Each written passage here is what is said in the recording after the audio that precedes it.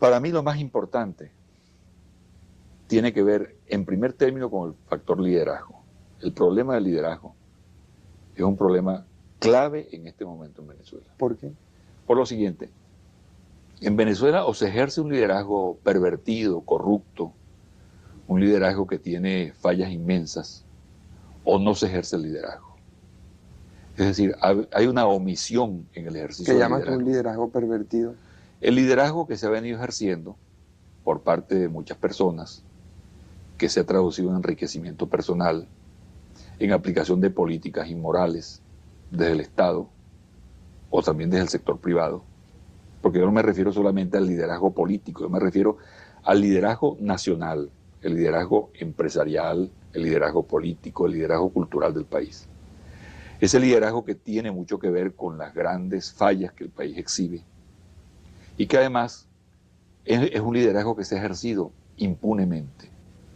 Una impunidad absoluta viene a ser la nota característica de ese liderazgo. Y no me refiero solamente a la impunidad que emana de la circunstancia de que no hay la administración de justicia, de que no hay sanciones de carácter legal. Me refiero quizá a una impunidad todavía mucho más grave, que es la impunidad de carácter ético, de carácter moral. Es decir, aquí ocurren las cosas e independientemente de que se les pida responsabilidad ante un tribunal a esas personas siguen actuando o seguimos actuando. Yo no me voy a excluir de esta situación. Yo quiero venir a este programa tuyo esta noche a hablar con absoluta sinceridad. Y yo no rehuyo mis responsabilidades como dirigente que he ejercido durante los últimos lustros en Venezuela. Y está el liderazgo en relación a la omisión. Este es un país donde los partidos políticos y los hombres hacen un inmenso esfuerzo por ganar, por ejemplo, una elección. Y al día siguiente que han ganado la elección, que llegan a Miraflores o que conforman un inmenso porcentaje de votos, se abstienen de ejercer el gobierno y el poder. Aquí los partidos políticos parece que solo sirvieran en Venezuela para ganar elecciones, pero no para gobernar.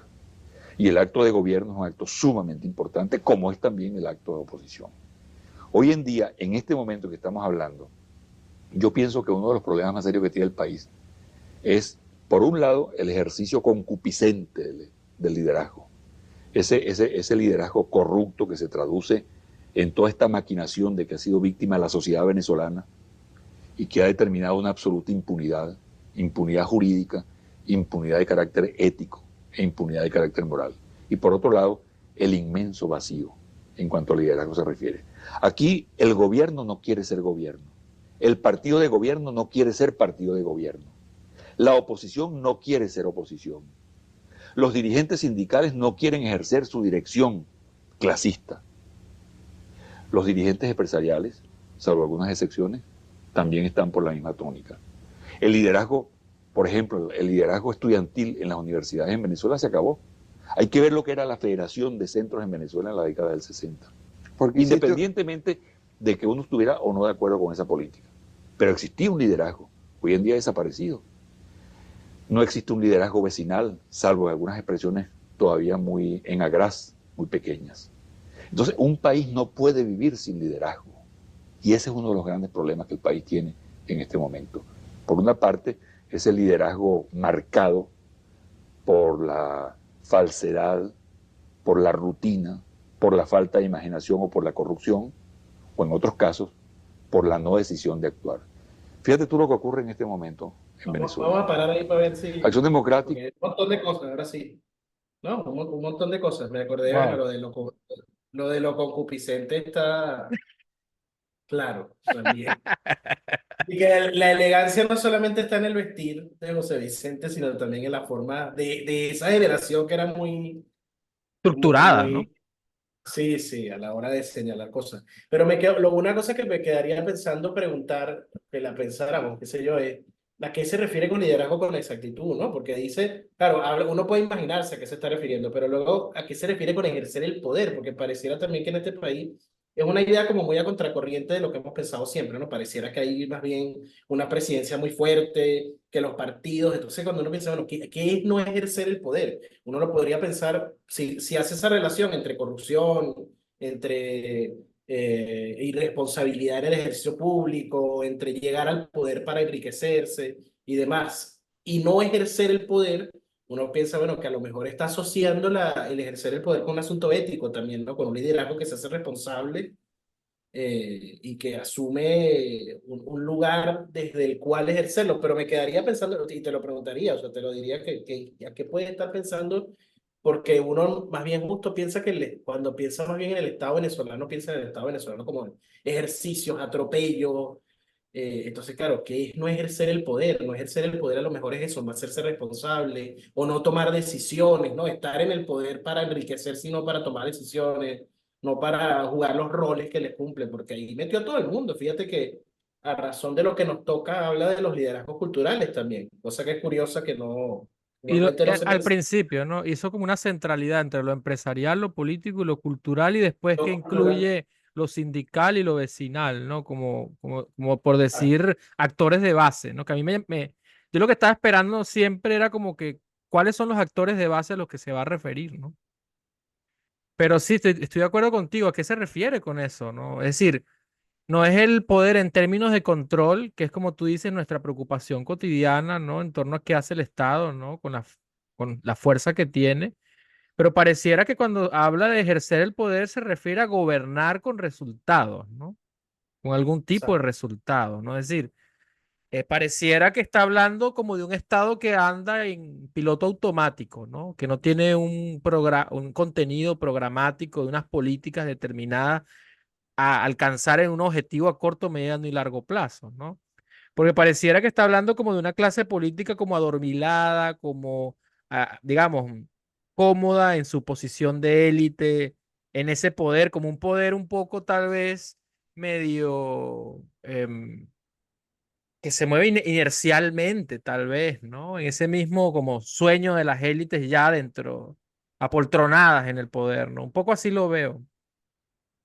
Sí, sí, hay como cierto, esa idea del automatismo es clave, ¿no? El Estado al final, que es una cosa que uno podría preguntarse, el Estado funciona sin nosotros también, o sea, puede funcionar una estructura, las estructuras de la sociedad, el Estado, las estructuras culturales, que están llenas de gente, pero a lo mejor pueden funcionar sin que la gente que esté ahí ejerza el poder, que es como una idea que estás, ¿no? Estás en las instituciones culturales, estás en las instituciones empresariales, estás en el Estado, son los ministros, etcétera, pero están como funcionando inercialmente por las otras relaciones, como trabaja todo lo demás, ¿no?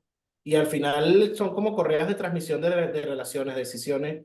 Si a ti lo que te interesa es enriquecerte o funcionar como élite, bueno, precisamente quizás la posición más cómoda es ocupar un rol donde lo que tienes que hacer ya está como predicho, qué es lo que te toca, cuáles son las actividades más o menos relacionadas con el rol, ¿no? Tú no ves eso, reuniones, entonces esas cosas tripartitas de la reunión entre el gobierno, los empresarios, los trabajadores, y están todos ahí cumpliendo un rol que podría ser hoy, podría ser hace 20 años.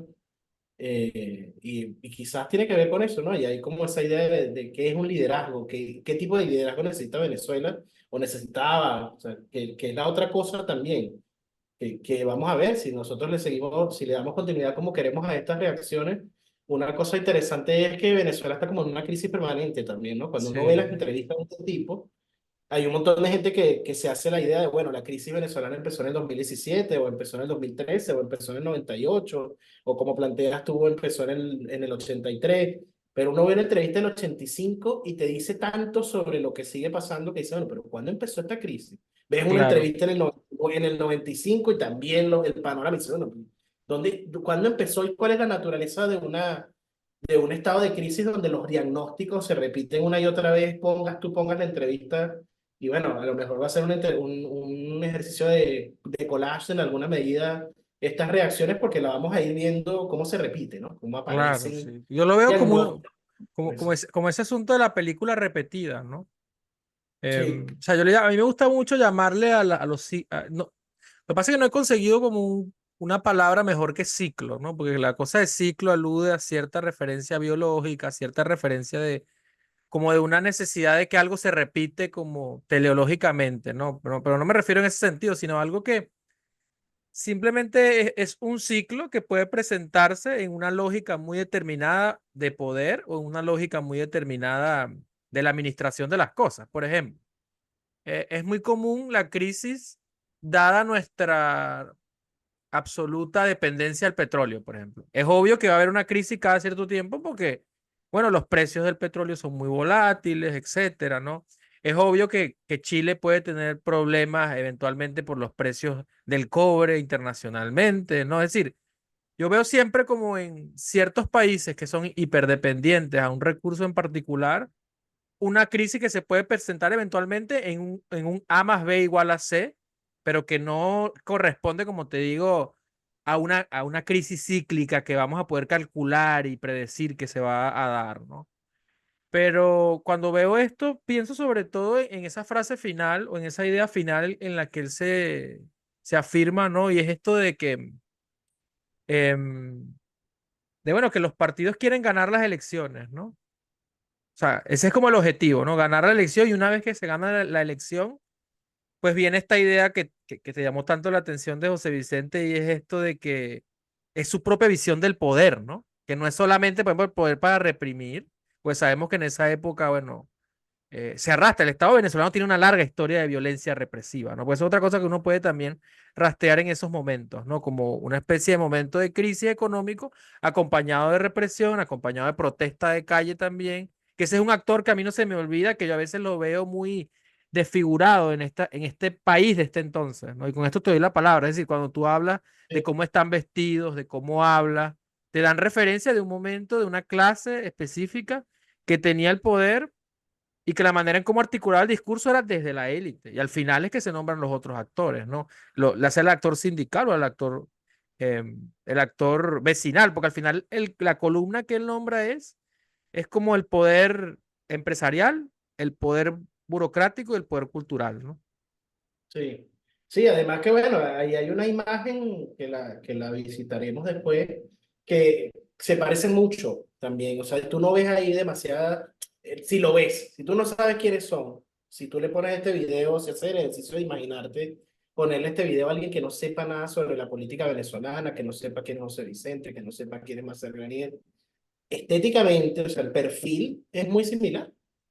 Entonces, claro, aquí se está construyendo también todo un rechazo a las élites políticas, donde en esas élites políticas había un rol que cumplían los sectores de la izquierda más tradicional ya en ese momento. Ya tenían, bueno, había pasado 20 años de la lucha armada, habían pasado 16 años de la derrota, etcétera, pero tenían mucho tiempo, eran parlamentarios, ocupaban ciertos espacios, así sea incluso como una especie de contrapoder que funcionaba en la prensa y bueno, tú los ves ahí y bueno, esa identificación, no ves una diferencia, son políticos.